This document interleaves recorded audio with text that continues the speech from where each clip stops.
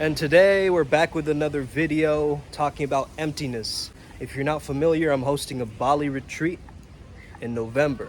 Shoot me a message if you're interested in that. 3 days we're going to change your life, specifically for men, but I'm going to be running unisex events in the future too. But this is primarily for Primal Sutra. I mean, women can join online as well, you know? We're not like saying no. Today I got very inspired by this idea of 0 point, this idea of emptiness. Okay, so that's what today's video is going to be about. Let's get it. Yeah, I'm inspired. I'm inspired.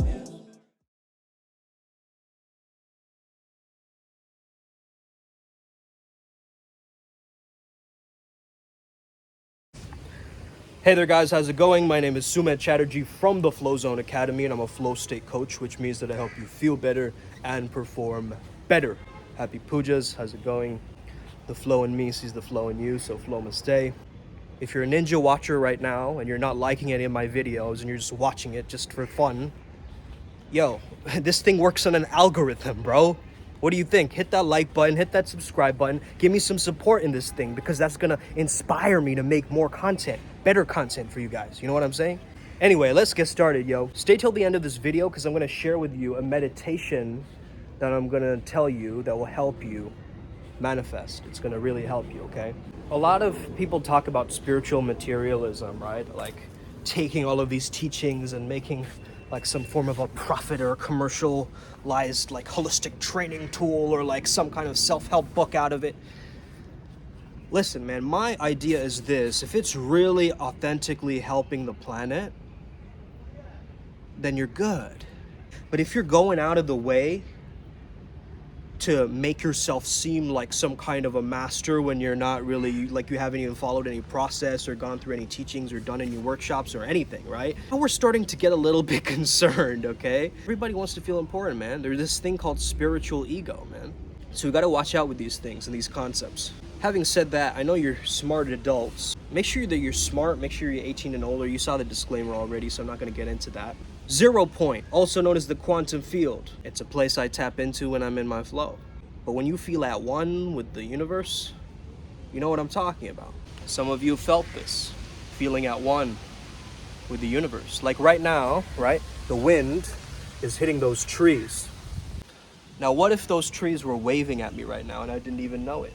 What if it's giving me that gratification, that salute, like, hey, this is gonna be a dope video today, and I didn't even know it? Like, these things are alive, are they not? So it's the perspective that we first of all take on in regards to this word, because the Western understanding of emptiness is completely ineffective, wrong. I don't want to use that word wrong because then it becomes a moralistic type of issue. It's inaccurate. In my early 20s, I was not leveraging and co-creating with the power of the universe when I was manifesting. I was entitled. I was, expecting handouts from the universe. Okay, born with a silver spoon type of dude. I was basically a solo manifester. I wouldn't use the power of the collective unconscious and other people around me to manifest, or the power of the universe to manifest. I would just say, I can do this all by myself. Yeah, man, but then that's why you're pushing. That's why you're still struggling to manifest, because you're trying to do it yourself. But what if you tapped into this invisible universal essence, this primordial Om, this whatever this is, right? There's so many different ways to say this. And we know this from science, man. And I mean, positive psychology, the more you want to say, oh, it's a pseudoscience, all this kind of stuff, it's still a science. At least they're looking at happiness and focusing on motivation and, how to make us all better, rather than focusing on the deficits and what's wrong with the world and what needs changing and what needs fixing and what... This is primarily why I went into that subject, because I understood there's something very significant about that understanding and that perspective. So physical matter at a subatomic level is 99.999999999 empty space. But it's empty space that holds a lot of information. It's like a vacuum, okay? It's like cosmic emptiness. Sounds like a show on Gaia, to be honest with you, the cosmic disclosure. A lot of these subjects, it does get wrapped up in our own ideas, so I'll try not to. So we know from Hinduism there's something called Brahman, which is the ultimate nature of reality, okay? It's basically the substrate of reality. The underlying nature, the ultimate reality. 0 point consciousness, or 0 points, is a field in the quantum where everything emerges from. where time and space emerge from. Now this channel is dedicated to flow state. Flow state also being compared to Mushin, or the mind of no mind, or emptiness. Emptiness is like a mode or a zone in a sense. It's a place or a concept. Shunyata, or shunya in Sanskrit, right? Brahman was said to be undecaying, undying, immortal, fearless. This universe is superimposed on top of the substrate reality called Brahman. And void or nothingness is not relative or compared to anything else, but it's absolute. It is the fundamental nature. And you've heard of that, the Prajna Paramita Sutras, right? Form is emptiness, emptiness is form, that quote. Probably seen it on Pinterest somewhere or something like that, right? Or as my mother calls it, bin interest. The Buddha said, you stand on emptiness by not standing on any other dharma or phenomena. The bodhisattvas, or the awakened ones, are free from the fear of the ontological groundedness of this emptiness doctrine, you could call it, which honestly shocks a lot of people when they hear about it. Emptiness? Why would I want to feel emptiness? I want to feel happiness. Well, in some sense, we could start to replace the word emptiness with happiness. And this is my perspective. And I say my, but then again, that's a projection of my ego. So I gotta slow it down here a second. Let's rewind. It's not about taking up. It's not about apprehension. It's not about attainment. It's not about settling down. It's not about relying on signs, also known as nimitta, which are these mental impressions. Vivekananda said that Shankara is another name for Shiva, had the synthesis, whereas Buddha had the analysis. And I think it's very interesting how Vedanta and Buddhism come together. I love the way the different cultures, different religions merge ideas and concepts together. Emptiness is one of those. Even Taoism believes in that, the Enso. Emptiness is not coming or going. This ultimate reality is unborn, unbecoming, unmade, unfabricated, unestablished, unending with support. So beautifully spoken, right?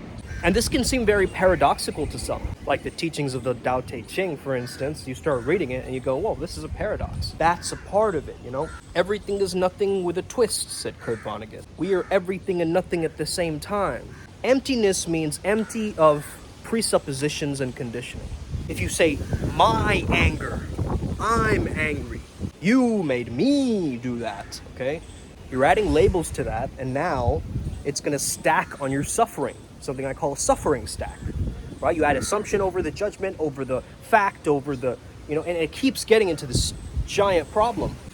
But if you start watching your anger like a series on Netflix, in that very specific moment, in that present moment, like you're playing chess with the present moment, you'll see that anger is empty of any kind of identification or possessions or anything like that. Emptiness doesn't mean that the world doesn't exist. Emptiness doesn't mean that the world is all zeros.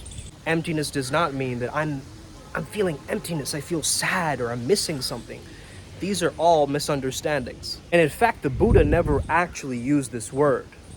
He said that freedom from suffering comes from being more perceptive, to focus on the quality of your perceptions. And what are your intentions in the present moment? The Chinese agamas have these amazing metaphors for emptiness. It's a ball of snow, it's a heap of dirt, it's a mirage or maya or illusion. My personal favorite, an empty fist used to fool a child. The early Buddhist schools of Mahavastu said that the bodhisattvas or the aggregates are like lightning flashes. They're like bubbles. How poetic, right? They're like white foam on the top of waves. I'm guessing that represents the impermanence or the temporality of this life, right? I once had this quote, which was like, the one who's tapped into the cosmos is the one who is cosmost.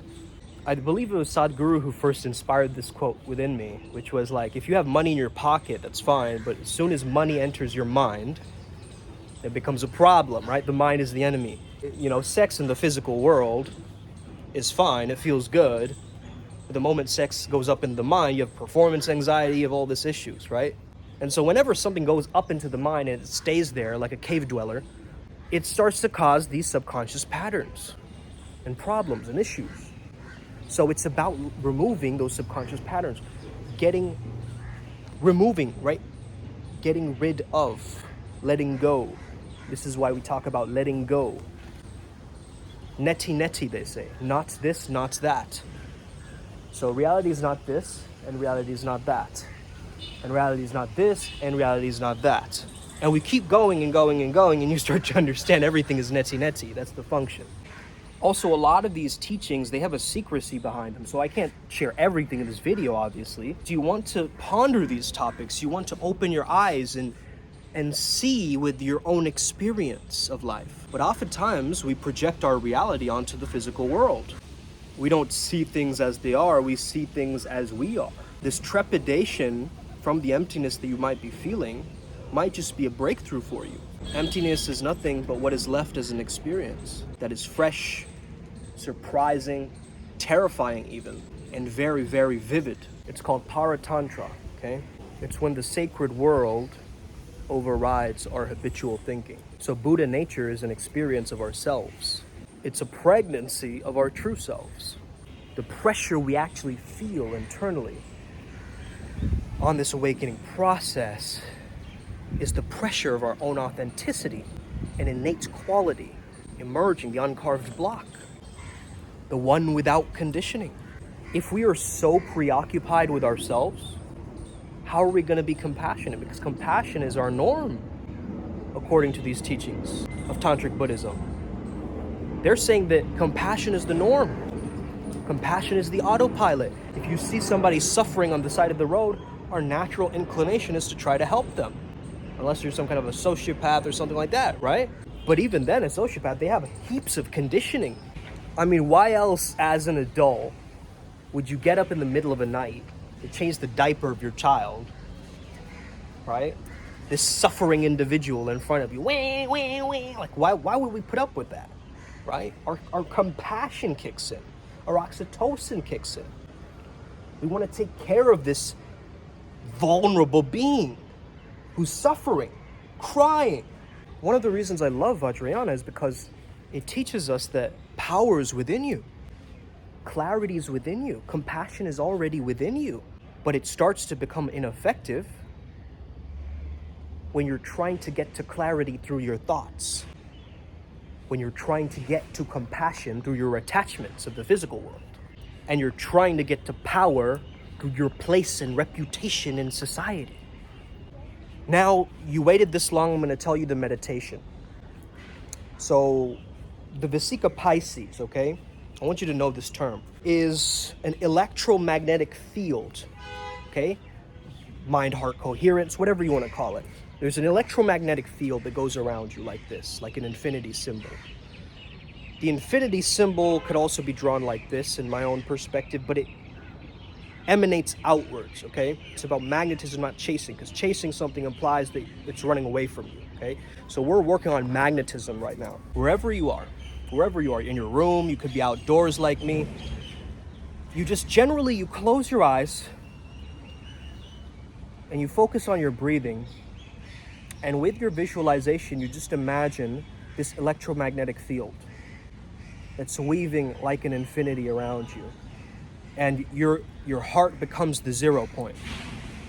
Your heart is the center of zero, or the center of manifestation, where everything can occur, everything can form from. You could also imagine that there are like little zeros floating around everywhere, that everything is nothingness, and you are in an empty space completely. Try that. Like the Matrix, everything is just white, a blank room. Now this may take you maybe 5 minutes, 10 minutes to get to the state. This Mushin state, right? You can do it through DMT breathing beforehand and a lot of, shaking or exercise, and then closing your eyes if you're having a very troubling, noisy mind. Try and get some blood flow. That'll help with the anxiety. Now, when you're there, then I want you to imagine whatever you want to manifest is floating around in this orb around you, okay? So in this electromagnetic field that you've created from the 0 point, you can then imagine that there's money floating around.